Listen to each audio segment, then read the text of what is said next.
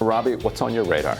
Well, the Supreme Court heard oral arguments on Friday whether to prevent the Biden administration's vaccine mandate for private workplaces from going into effect. As expected, the right-leaning justices seemed quite skeptical that the Occupational Safety and Health Administration, OSHA, had the authority to craft such a regulation without new input from Congress, whereas the three liberal justices appeared to believe the mandate was necessary given the public health emergency posed by COVID-19. Associate Justice Sonia Sotomayor was particularly adamant that the surging Omicron variant wave represents a real crisis. In discussing the issue, she significantly exaggerated the threat of COVID-19 to children. We have hospitals that are almost at full capacity with people severely ill on ventilators. We have over 100,000 children, which we've never had before, in serious condition, and many on ventilators. So if by serious condition Sotomayor meant hospitalized, and it sounded like she did given the claim she made around that claim, well, that claim would be false. There are not 100,000 children currently hospitalized with COVID-19. In fact, if you tallied up all the children admitted to the hospital for COVID-19 since August 2020, you'd still not find 100,000 of them. According to the Centers for Disease Control and Prevention, hospitals have admitted about 82,000 COVID-19 patients under the age of 18 in that time period, since August of 2020. The current 7-day average for this age group is 766 hospitalizations. The overwhelming majority of children who contract COVID-19 experience mild disease. The disease's age skew is so great that even unvaccinated young people are at less risk than elderly people who are vaccinated.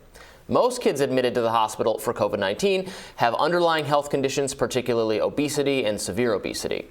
Now, many people also accused Associate Justice Neil Gorsuch of spreading some COVID misinformation during his remarks. He was talking about the efforts we take to fight the flu, talked about the comparative death rate of the flu, and he apparently said, according to the transcript, flu kills, I believe, hundreds of thousands of people every year. So that would have been a considerable exaggeration, since the flu death rate during a bad year is in the tens of thousands, not the hundreds of thousands. But apparently the transcript got it wrong. Gorsuch actually said something slightly different. Flu kills, I believe, hundreds of thousands of people every year. So if you listen very closely, it appears that he said hundreds or thousands, hundreds, thousands, not hundreds of thousands, which is quite different, more accurate. So I criticized the mainstream media quite a lot on the show, but I wanted to specifically commend the Washington Post fact checker, Glenn Kessler, for getting this completely right. He criticized Sotomayor, set the record straight on Gorsuch, so that was a welcome fact check. Now, Sotomayor's behavior suggests she is perhaps the most COVID-cautious judge of all. She's the only one of the 9 who always wears her mask inside the courtroom, and she actually opted to participate in Friday's oral arguments virtually from her private chambers, which is her prerogative, of course. She's trying to justify President Joe Biden's far-reaching and unprecedented vaccine mandate on the grounds that the disease is uniquely dangerous to children. Then she should demonstrate more accurate recitation of the statistics. And then she was also, Ryan, I don't know if you saw this, Politico claimed, so this would have been a gotcha hypocrisy, that she was out dining on Friday or over the weekend with Schumer and Pelosi and Amy Klobuchar. Politico Playbook reported this, and so then she got a pile on Twitter. They got it wrong. It was not her. It was Schumer's wife. So she had issued a correction. So the tipster gave them this tip, and they reported it. They didn't check it. They were wrong. So I think somebody's going to get fired over Politico. This was a big screw up. Oops. Yeah. So she was not out dining despite being in favor of mandates and being very cautious. So that was wrong. It was falsely reported. It was Schumer's wife? Yeah, I think that's what they said. Yeah. Yeah, it was just, you just see her from, it's a lady with curly dark hair. I don't know, it doesn't look it doesn't look like anyone in particular, it's just from behind.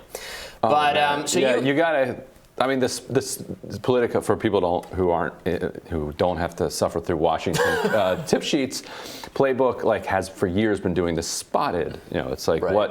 what person that nobody's heard of, or in some cases has heard of, right. was at what restaurant with who, and fine, whatever. But if it's gonna have political implications, you gotta check it. Like, you've got to double check check that. it. Now, it's hard to get a comment from a Supreme Court justice, so they're probably like, screw it. It's impossible to get a comment from a Supreme Court justice. It goes back to, they could have asked Schumer or Pelosi. Right. Like, were you at dinner with Sotomayor? They'd have been like, no. Right. We absolutely were not. Because also, they wouldn't do that because it looks wrong. Right. Like, you're not supposed to. We're supposed to pretend that these are not Democrats and Republicans on the court, even though they are Democrats and Republicans on the court. Falls under the category of too good to check. Right. So what did you think about the argument? You know, I listened to a lot of it, and it was not really surprising. The conservative justices were, I think, rightly concerned that this is a new. OSHA has the president declared this. It's being enforced by OSHA. There's been no new congressional action. There's no new law to give them the authority to deal with this. They're claiming it's all under the existing authority. Gorsuch, Roberts, Kavanaugh, Alito, Thomas, Barrett were all skeptical of that, which is not really surprising. Yeah, and I thought Breyer very effectively made the case for why the mandate should be constitutional, while Ohio was saying no, it can only be the states that can implement this mandate, and in fact they said the states could implement a mandate for all citizens, not just in the workplace. So we have such a busted framework, constitutional framework, that you have like the right wing kind of anti-mandate people making the argument that actually the state can tell every single person in the state to get vaccinated, but the federal government can't tell people who are going to work that they need to either get the vaccine or get tested. That part was just weird. Like, so if politically what you care about is outcomes and mandates here, why are you on the side of you should be able to mandate it for absolutely everybody?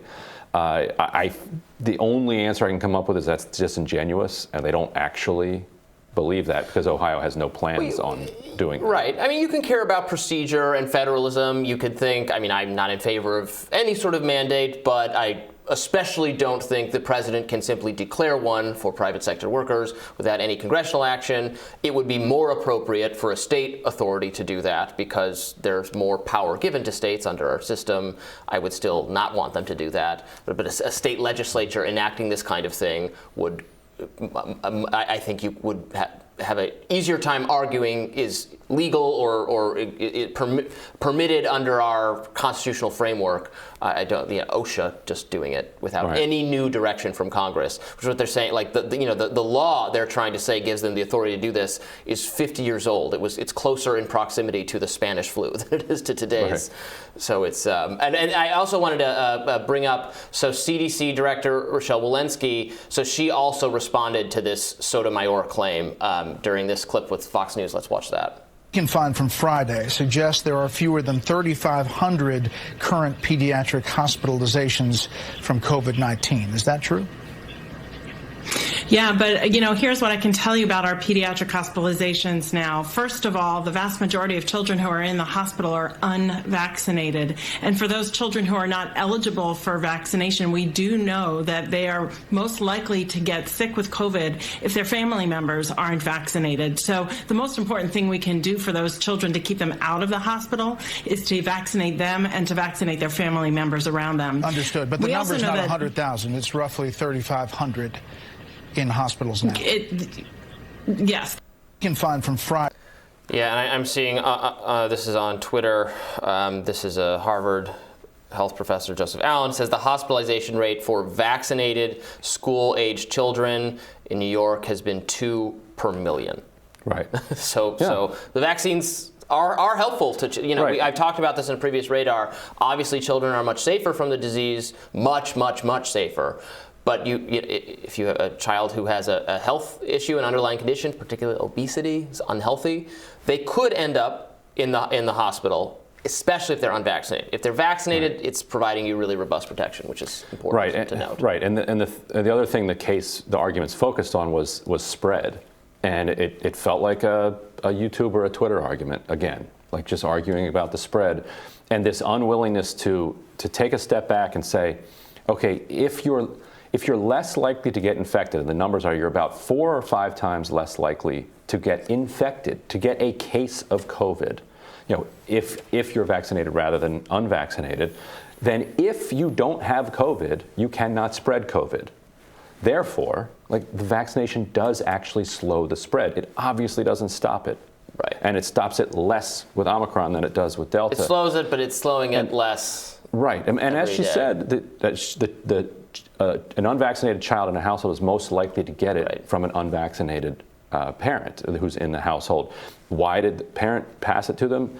Why were they 4 times more likely to get it? Right. Because they weren't vaccinated. And that's just a concept that people just don't want to absorb. So my prediction is the Supreme Court will ultimately not nix this. They will kill the mandate. I wish the Biden administration would have pulled it rather than lose and set a precedent that limits what OSHA can do.